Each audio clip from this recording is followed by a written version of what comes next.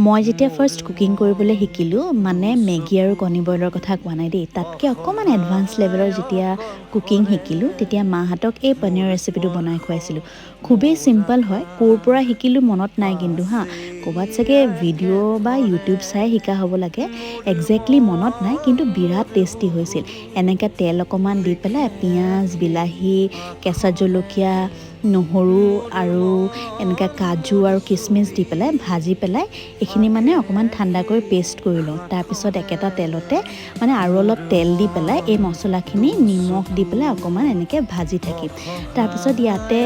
অকণমান জোখমতে পানী দি পেলাই পনীৰখিনি ঢালি দিলেই ৰেচিপিটো ৰেডি হৈ যায় অলপ ৰঙৰ কাৰণে মই জলকীয়া গুড়ি দি দিছিলোঁ কিন্তু মই এইটোত জলকীয়া গুড়ি ব্যৱহাৰ নকৰোঁ বাৰু